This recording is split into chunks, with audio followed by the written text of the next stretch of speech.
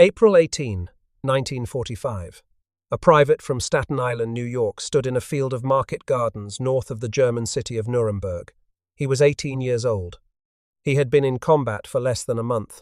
2 German heavy machine guns had pinned his entire unit to the ground. His rifle was about to be destroyed by a sniper's bullet, and he was going to charge those guns anyway. His name was Joseph Frederick Merrell. Most people have never heard of him. By the end of this video, you will know his story the way it deserves to be known. Joseph Merrell was born on August 21, 1926, on Staten Island, New York. Staten Island, in the 1920s and 30s, was a working-class borough connected to Manhattan by ferry. It was a borough of dock workers, factory hands, and tradesmen, families who did not have much but who were proud of what they had. The Merrell family was one of them. Joseph grew up watching the world change around him. He was 3 years old when the stock market collapsed in October 1929, and the Great Depression began grinding American families into the dirt. He was 11 when Adolf Hitler marched his armies into Austria, and the world held its breath and then exhaled and pretended it had not seen what it had just seen. Germany had invaded Poland in September of 1939. France fell in June of 1940. Britain stood alone. By the time Joseph Merrell was old enough to fully understand what was happening in Europe, the continent was already at war. He was 15 years old when the Japanese attacked Pearl Harbor on December 7, 1941. That settled the argument America had been having with itself for 2 years. The recruiting offices filled overnight. The draft began pulling young men out of every neighborhood in the country. Merrell watched the older boys go first, watched them ship out in uniform, watched the gold stars appear in windows on his street. The gold star in a window meant a son was not coming home. He watched his neighborhood change month by month. He watched rationing begin. He watched women leave their homes to work in factories building tanks and planes and ships around the clock. He watched a country that had been paralyzed by depression transform itself into the most formidable military production machine in human history. And he waited, because the law required him to wait. You had to be 18 years old to volunteer for overseas service without parental consent. Joseph Merrell was going to wait every single day until that birthday arrived. On August 21, 1944, Joseph Merrell turned 18. 1 week later, he walked into a recruiting station and signed his name. The war in Europe had been running for 5 years. The Allied landings in Normandy had happened 10 weeks earlier. Paris had just been liberated on August 25. Germany was being pushed back on every front. Some people were already saying the war would be over by Christmas. They were wrong. The worst fighting of the entire Western Front still lay ahead of every young man who enlisted that autumn. The Battle of Hurtgen Forest, a grinding bloodbath in a German pine forest that swallowed American divisions whole through the autumn of 1944. The Battle of the Bulge, Hitler's last desperate offensive through the Ardennes in December of 1944, which killed approximately 19,000 American soldiers and wounded tens of thousands more. The Colmar Pocket, the crossing of the Rhine, the street battles for German cities that refused to surrender. Merrell did not know any of this when he signed his name. He only knew that his country needed soldiers, and he intended to be one.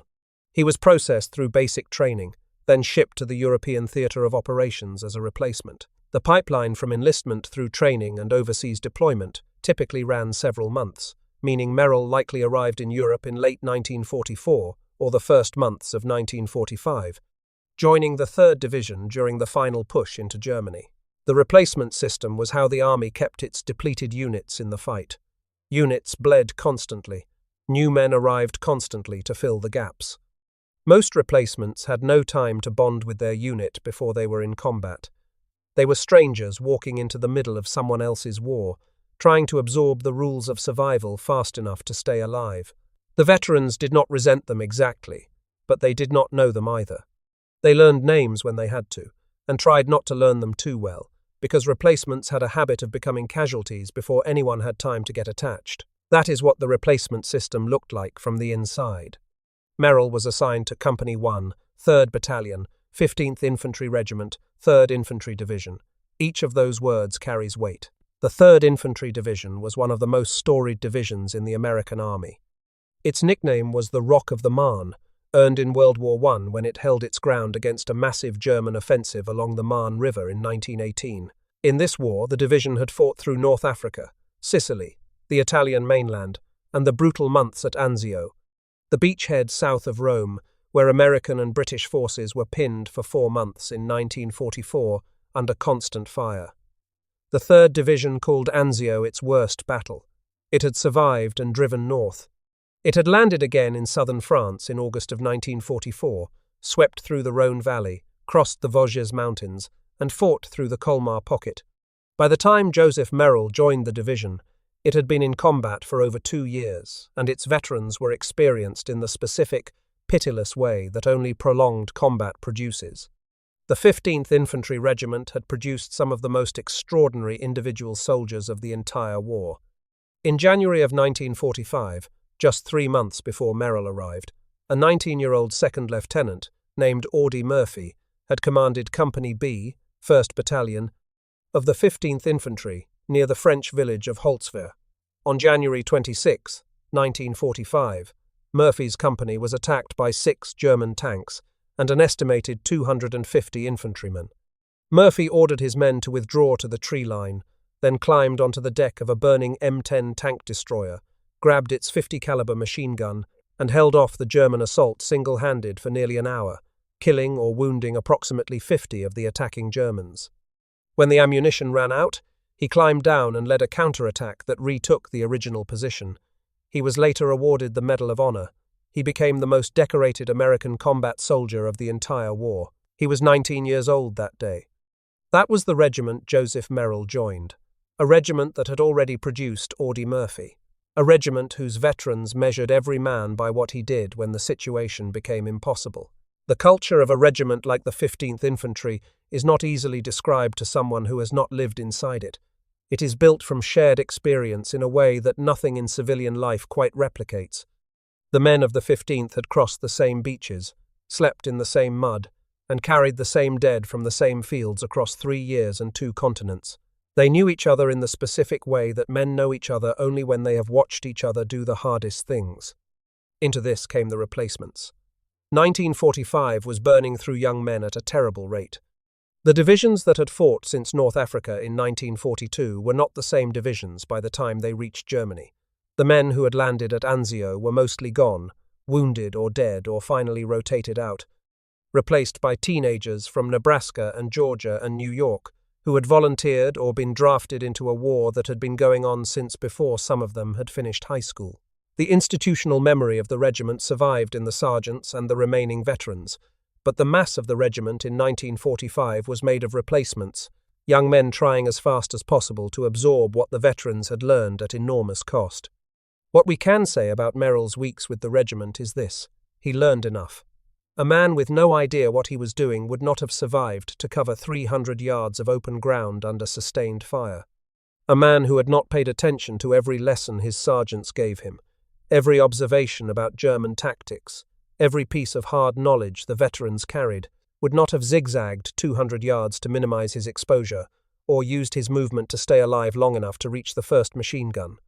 The physical facts of what Merrell did on April 18, 1945, are the facts of a man who had been a soldier for fewer than 8 months and in combat for fewer than a month, but who had used every one of those weeks to become as capable as a young soldier can become in a very short time. Merrell arrived as a private. No rank, no combat record, no reputation. Just an 18-year-old from Staten Island in a regiment of men who had been fighting for years. He had perhaps 3 to 4 weeks to learn what he could before the Nobloxland turned into the most important morning of his short life. By April of 1945, Germany was coming apart. In the east, Soviet forces had encircled Berlin. In the west, American and British armies had crossed the Rhine in late March and were driving deep into the German heartland. The 3rd Infantry Division crossed the Rhine near Worms on March 26, 1945, and moved fast afterward, covering ground in days that planners had expected to take weeks. German resistance varied from town to town. Some communities raised white flags before the first American vehicle arrived. Others fought street by street. Cities fell. Columns of German prisoners walked west. The Wehrmacht, the military machine that had conquered most of Europe, was being ground to dust between 2 enormous forces. But some German cities were not surrendering. In those cities, The fanatical core of the Nazi movement was organizing last-ditch defenses. They were shooting German civilians who raised white flags from their windows. They were hanging German soldiers who tried to surrender. They were converting every stone building into a fighting position and making the Americans pay for every street, not because they believed they could win. Because they had decided that dying in the rubble was preferable to facing what came after defeat. No city carried that determination more completely than Nuremberg. Nuremberg was not simply another German city. It was the symbolic capital of the entire Nazi project. Adolf Hitler had chosen it in the late 1920s as the annual home of the Nazi Party's mass rallies, the Reichsparteitag, grand spectacles that drew hundreds of thousands of party members each year to specially constructed grounds outside the city. Albert Speer designed the searchlight installation for those rallies, positioning rows of anti-aircraft beams to aim skyward in a vast circle around the crowd. The German name for the effect was Lichtdom, the Cathedral of Light. Sir Neville Henderson, the British ambassador to Germany, attended the 1937 rally and described the result in his memoir as both solemn and beautiful, like being inside a cathedral of ice. The whole world had seen the newsreel footage. The whole world understood what those images were designed to say. In September of 1935, at one of those rallies, Hitler announced the Nuremberg laws. Two pieces of legislation. The Reich Citizenship Law stripped Jewish Germans of their citizenship. The law for the protection of German blood and German honor prohibited marriage between Jews and non-Jews. Those two laws were the legal foundation of everything that followed. The progressive exclusion, the deportations, the murder of 6 million people. They were announced in Nuremberg, in the city that Nazi propaganda called the most German of German cities. For Hitler, Nuremberg had to be defended to the last. Its fall was not merely a military defeat, it was the erasure of a mythology. The garrison assembled to hold the city was a patchwork of whatever remained. Waffen-SS troopers, from a formation called Battle Group Dernigel, formed the professional corps. Alongside them were Luftwaffe personnel pressed into infantry service under Battle Group Renault, soldiers from the 1st Battalion of the 38th SS Panzer Grenadier Regiment, Volkssturm militiamen, members of the Hitler Youth, and city police officers and firemen all conscripted to fight as infantry. Backing all of them were approximately 188mm anti-aircraft guns, turned to face the approaching Americans at ground level. The 3rd Infantry Division and the 45th Infantry Division reached Nuremberg's outskirts on April 16, 1945. The fighting that began that day was immediate and savage. Nuremberg's medieval city walls still stood.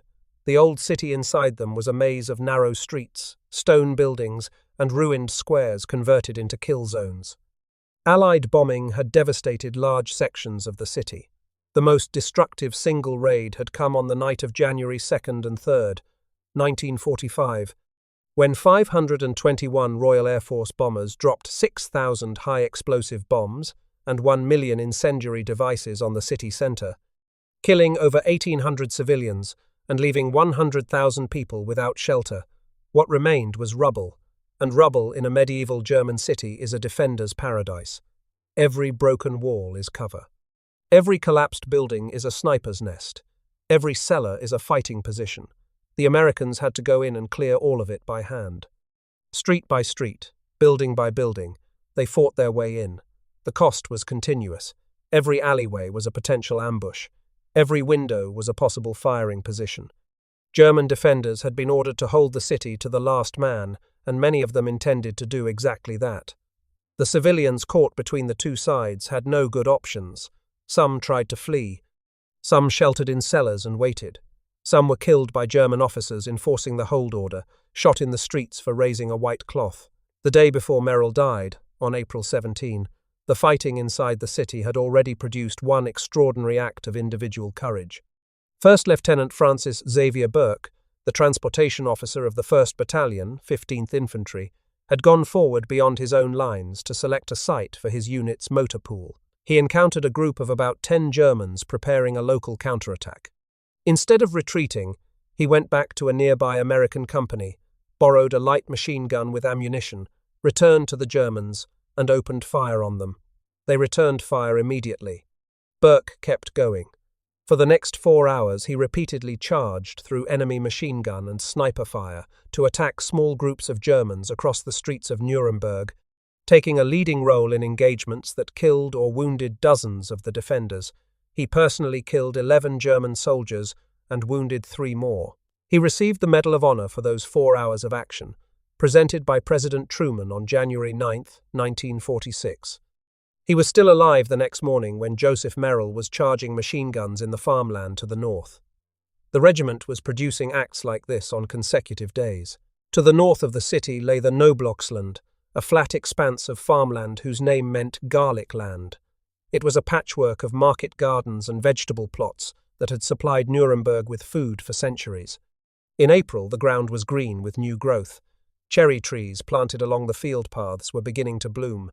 On any other April morning, it would have been peaceful. Company 1, 3rd Battalion, 15th Infantry Regiment, was moving through this farmland on the morning of April 18, pushing south through the hamlet of Lohe toward Nuremberg. Lohe was a small collection of farm buildings on the edge of the market garden district, the kind of place that would appear on a detailed military map, but not on any tourist guide. The terrain was brutally exposed. The Noblochsland offered almost no cover. The Germans had placed 2 heavy machine gun positions on slightly elevated ground to the south, covering the approaches across the open fields. The guns were positioned to cover each other in interlocking fields of fire, a standard defensive tactic that created a killing zone where any advancing infantry would be caught between 2 angles of fire simultaneously. To attack one gun, you exposed yourself to the other. German machine pistol gunners and riflemen filled the ground between the positions. This was a professional defensive position built to stop an infantry company cold. That is exactly what it did. Company I came under fire and went to the ground. Men pressed themselves into the earth. Every time someone moved, fire swept toward them. Private Joseph Frederick Merrell was 18 years old. He had been in combat for perhaps 3 to 4 weeks. He was the lowest rank in the army. He had his rifle and 3 hand grenades. Nobody told him to stand up. The official citation is explicit. What happened next was entirely his own decision. He stood up and ran. He ran across 100 yards of open ground toward the German positions. 100 yards with 2 heavy machine guns and a screen of riflemen all trying to kill him. Rounds came from multiple directions. His uniform was ripped by enemy bullets as he ran. Bullets were passing through the loose fabric of his clothing. He was crossing a kill zone, and the kill zone was not killing him. Not yet, though it was coming close enough to leave marks on the cloth he wore. He reached a forward machine pistol position. At close range, he engaged 4 German soldiers with his rifle. He killed all 4. Then a German sniper fired a single shot. The bullet struck Joseph Merrell's rifle and destroyed it. One moment it was a functioning weapon. The next it was scrap metal. He had 3 hand grenades and nothing else. It is worth understanding what those 3 grenades actually were. The standard American hand grenade in 1945 was the Mark II, a fragmentation grenade sometimes called a pineapple for the grooves on its iron body. When the pin was pulled and the lever released, a fuse gave the thrower between 4 and 5 seconds before detonation. The official United States Army technical figures gave the Mk2 a lethal radius of roughly 10 yards and a casualty radius of about 30 yards. Thrown accurately into a confined machine gun emplacement, a grenade was devastating. But to place one accurately inside an emplacement, rather than just in front of it, a man had to get very close. The official citation says Merrell threw his first 2 grenades from 10 yards. At that range, with a burning fuse, the grenade had to land inside the position, not bounce off a sandbag. This is the moment that separates what happened at Lohe from 100 other acts of courage in the same war. A man with a working rifle has distance and options. A man with only grenades has to get close, within throwing range of a machine gun crew that has been trying to kill him for the entire approach. Most men, in that moment, with a destroyed rifle and 100 yards of open ground behind them, would have gone to ground and pulled back. That would have been the survivable response. It would also have left both machine guns operational and Company I pinned in the farmland. Joseph Merrell did not pull back. He zigzagged 200 more yards through the fire. He changed direction constantly, never stopping long enough to give a machine gunner time to track and lead him.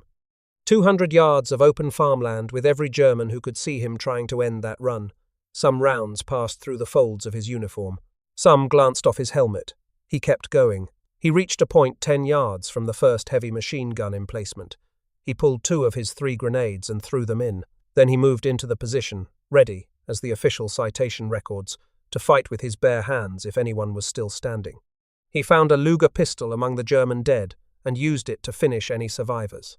When he was done, 6 German soldiers were dead in that first emplacement. He had 1 grenade left. The second machine gun was 30 yards away. Between the 2 positions, German soldiers were dug into camouflaged foxholes in the earth, invisible from any distance. Merrell crawled toward the second gun. He encountered German soldiers in the foxholes along the way and killed 4 of them. Somewhere during that crawl, a German bullet struck him in the abdomen. An abdominal wound in April of 1945 was extremely dangerous. Combat surgeons of that era knew that abdominal wounds required immediate surgical intervention. Without it, internal bleeding alone could kill a man within hours, and the risk of peritonitis from gut damage was nearly certain without surgical cleaning of the wound. The survival rate for penetrating abdominal wounds in World War II combat depended almost entirely on how quickly a man reached an aid station. In a field outside Nuremberg with no medical support nearby and an active firefight still ongoing, a bullet through the abdomen was as close to a death sentence as a wound could be, while still leaving a man on his feet. The blood loss was immediate. The pain was severe. Merrell kept crawling. Bullets continued to tear through the folds of his clothing and glance off his helmet. He staggered, bleeding, the citation says, disregarding wounds that would have stopped almost any other man. He kept moving toward the second gun. He reached the second emplacement. He had 1 grenade, a captured pistol, and a bullet wound through his abdomen. He threw his last grenade into the position. Then he moved in and finished the crew. 7 more Germans died there. He had now killed 23 German soldiers. He had done it with 3 grenades, a rifle destroyed in the first minute of his charge, and a pistol taken from a dead enemy. He had covered nearly 300 yards of open farmland under continuous fire. He had been shot through the abdomen and kept moving. He had destroyed both machine gun positions that had stopped his entire company. A German soldier fired a machine pistol at close range. Joseph Frederick Merrell was killed instantly. He was 18 years old. He died in the field he had just crossed, between 2 destroyed positions, with 23 German dead around him. His mission was complete. When Company I advanced past those positions, the men who filed the reports afterward understood what had happened. A professional defensive line had pinned an entire company. An 18-year-old private had charged it alone with 3 grenades and broken it. They wrote up everything they had witnessed, because accuracy was the only way to do justice to what Merrell had done. The picture that emerged from those witness accounts was consistent in every detail. He had stood up without orders. He had run across open ground. His rifle had been destroyed and he had kept going with grenades. He had thrown 2 grenades into the first position, finished the survivors with a captured pistol, crawled 30 yards to the second position while absorbing an abdominal wound, killed 4 more Germans in foxholes along the way, thrown his last grenade into the second emplacement, and gone in to finish the crew. Then he had been killed.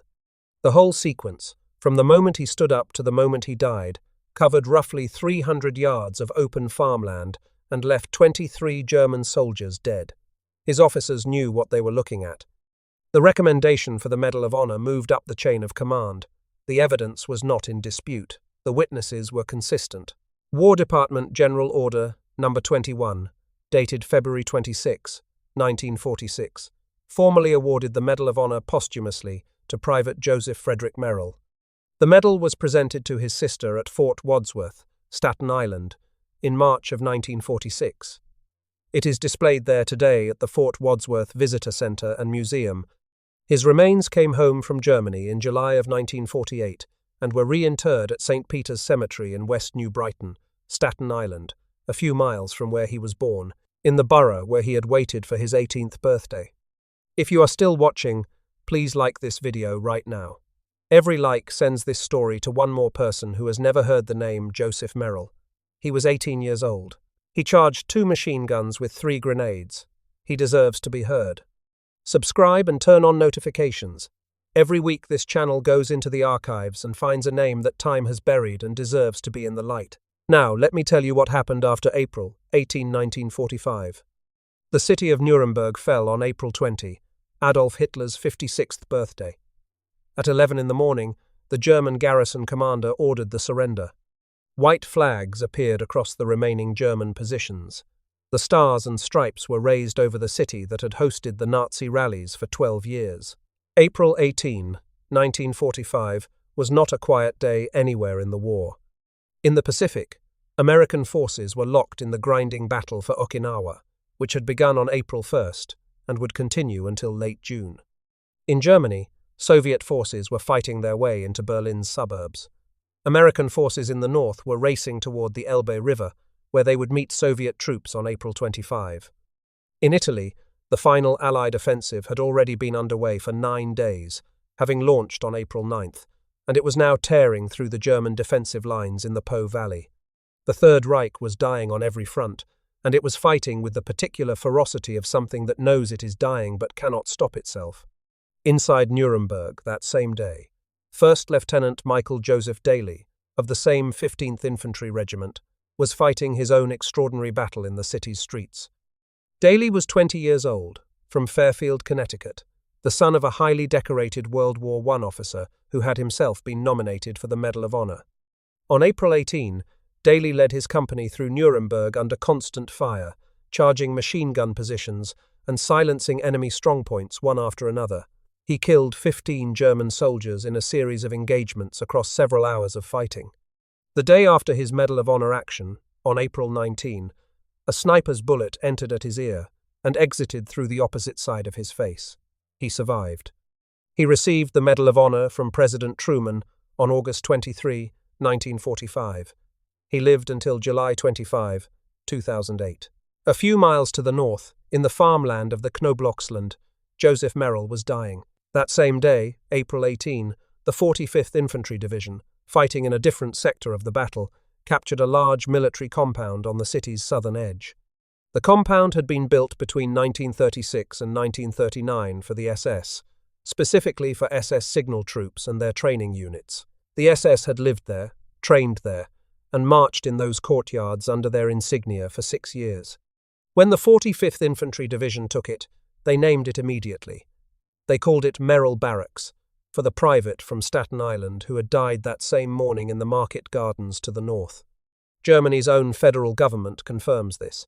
The Bundesamt für Migration und Flüchtlinge, Germany's Federal Office for Migration and Refugees, occupies those buildings today. On its official website, the agency states directly, on April 18, 1945, the SS barracks were captured by the 45th United States Infantry Division and immediately given a new name, the Merrell Barracks, named after the American soldier Joseph Merrell, who died in action that very day in the Market Garden area of Nuremberg.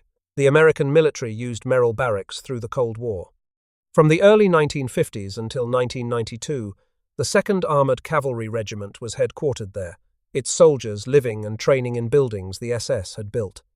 When the Cold War ended and the regiment redeployed in 1992, the American flag came down and the German government took the buildings back. Today, those buildings are the headquarters of Germany's Federal Office for Migration and Refugees. The civil servants who work there process asylum applications. They assess the claims of people who have fled war, persecution, and violence from around the world and decide who receives legal protection under German law. Think about what that means. Buildings constructed for the SS, the organization that ran the concentration camps that carried out the mass shootings of Jewish communities across Eastern Europe, that staffed and administered the extermination sites where 6 million Jewish people and millions of others were murdered. Buildings named on April 18, 1945, for an 18-year-old private from Staten Island who died that morning in a field a few miles away. Buildings now devoted entirely to deciding who receives protection when they flee from the kind of violence that those same buildings once existed to inflict. That arc covers 80 years and contains more history than most places on Earth. There is no plaque on the building that explains the connection. The people who process refugee applications on an ordinary Tuesday morning may not know the name Joseph Frederick Merrell or what he did in the Knoblauchsland on April 18, 1945. But the name is on the building. The address in Nuremberg still carries it. The record of why it was named that way is permanent, written into the official history of a German federal agency because the 45th Infantry Division made sure of it on the same day it mattered most. The United States Navy also honored Merrell. A cargo vessel built in 1944 was transferred through Army and then Navy service and designated the United States Naval Ship Private Joseph F. Merrell. She served through the Korean War and made multiple voyages to Antarctica in the late 1950s and early 1960s as part of Operation Deep Freeze, the American scientific and logistical program supporting research on the ice. A valley in Antarctica, in the Convoy Range, came to carry her name, and through her, his name. The ship served until December of 1973, when she was involved in a collision off the California coast. She was struck from the Naval Register on August 26, 1974, and sold for scrapping. Back in New York, a Staten Island ferry boat bore his name and entered service in 1951, crossing New York Harbor year after year, carrying commuters who had no reason to know whose name was painted on the hull. A bronze memorial plaque stands in Clove Lakes Park in Staten Island to this day. The war in Europe ended on May 8, 1945, 20 days after Merrell died. Germany surrendered unconditionally. The fighting stopped. The city of Nuremberg, taken at such cost, began the long process of digging itself out from under its own rubble. The Nuremberg trials opened on November 20, 1945, in the Palace of Justice, in the same city where the Nuremberg laws had been announced 10 years earlier. The surviving senior leadership of the Nazi regime sat in the dock: Hermann Göring, Rudolf Hess, Joachim von Ribbentrop, Wilhelm Keitel.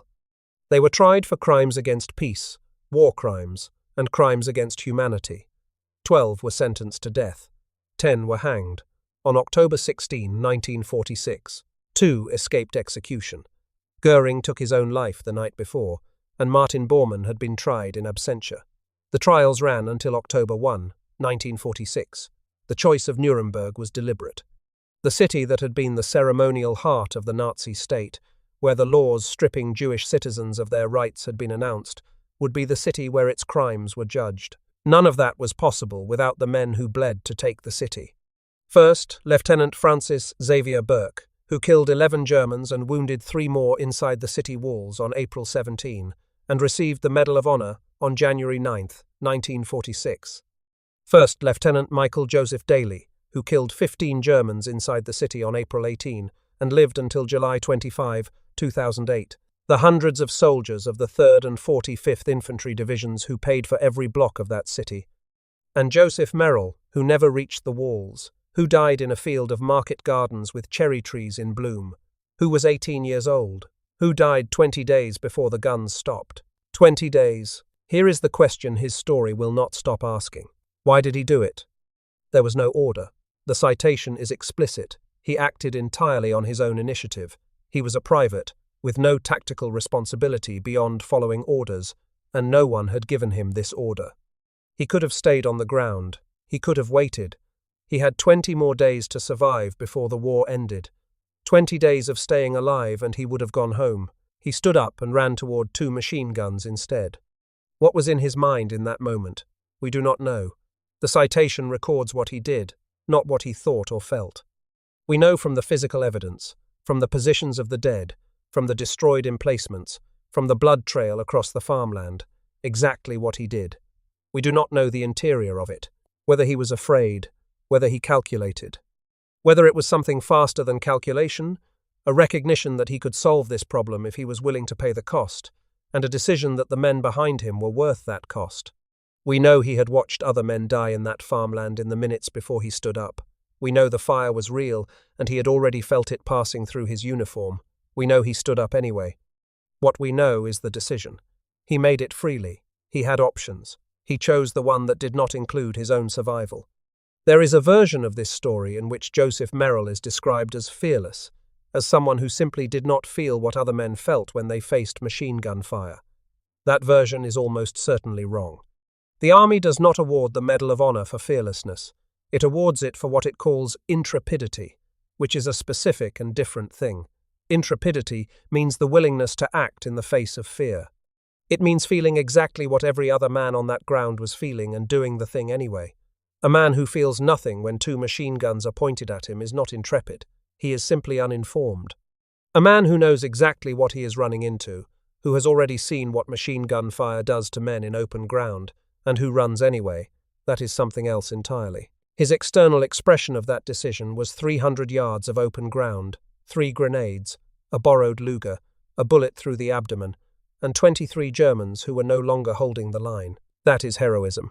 Not the mythology of it, the actual thing. A decision, freely made, in full knowledge of what it costs, because the people behind you need the thing you can give them, even if giving it kills you. He was 18. He had been alive for fewer than 7,000 days when he died. He had been a soldier for fewer than 8 months. He had been in combat for less than a month. He did not have the long biography that produces famous names. He had 1 morning, 1 field, 3 grenades, and the decision. The men who served alongside Merrell in Company the 1st that morning came from somewhere.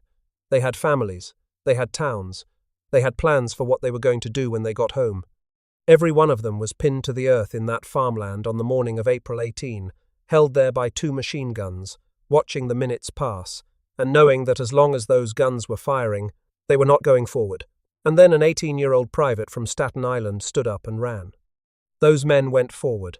They finished their war. Some went home. Some were killed in the days that remained before Germany surrendered.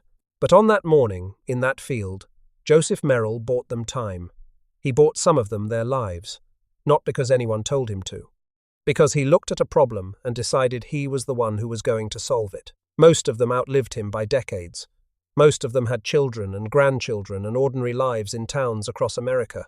Most of them probably told this story at some point, at a kitchen table or a veterans gathering, or in the half-dark of a night when the war came back. The generation that was there is nearly gone. That is precisely why this channel exists. The Nuremberg trials changed how the world understood warfare and mass atrocity. The principle established there, that individuals are responsible for crimes against humanity regardless of orders received, became the foundation of international criminal law for the rest of the 20th century and into the 21st. The city where that principle was established had been taken by American soldiers who bled for every street. The farmland to the north of it had been crossed by a private from Staten Island, with 3 grenades and a decision. The chain runs from that field to the verdict in the Palace of Justice, through 23 German dead and 1 18-year-old who stood up when he did not have to. The field is ordinary farmland now. Nuremberg has grown around the Knoblauchsland. New roads and housing have absorbed parts of it. There is no marker where Merrell fell. If you drove through that area today, you would see suburban roads and garden plots and cherry trees in spring, the same kind of trees that were blooming 80 years ago when he ran across the ground beneath them. His Medal of Honor is at Fort Wadsworth, a few miles from where he was born. His grave is at St. Peter's Cemetery in West New Brighton. His name is on a plaque in Clove Lakes Park that most people walk past without stopping to read. His name is on a building in Nuremberg, on a valley in Antarctica, and on the hull of a ferry that crossed New York Harbor for decades, carrying people who did not know. Most people have never heard the name Joseph Frederick Merrell. That is the last injustice in a story that contains no others. Most of the men who knew his name personally are gone now. The generation that fought that war is nearly gone. The gap between them and the rest of us grows wider every year. Stories like this one now depend entirely on people who were not there deciding that being there was not a requirement for keeping the story alive. The records exist. The citation exists. The grave exists. The barracks with his name stands in Nuremberg today. Everything needed to know his story is preserved. The only thing that can still be lost is the will to tell it. Hit the like button now, not for the channel, for him. Every like sends this video to one more person who has never heard his name. That is how forgotten soldiers get remembered in this century. One button and the willingness to push it. Subscribe and turn on notifications. Every week this channel goes back into the archives and finds men and women whose stories are real, verified, extraordinary, and forgotten. We tell them straight, from the citations and the official records, without embellishment and without mythology. Leave a comment. Tell us where you are watching from. Tell us if someone in your family served in the Second World War. Tell us their name and their branch and where they fought. This comment section is a roll call, and every name in it matters. Private Joseph Frederick Merrell, United States Army, Company 1, 3rd Battalion, 15th Infantry Regiment, 3rd Infantry Division. Born August 21, 1926, Staten Island, New York. Killed in action April 18, 1945, near Low, Germany. Medal of Honor. Buried at St. Peter's Cemetery, West New Brighton, Staten Island, New York.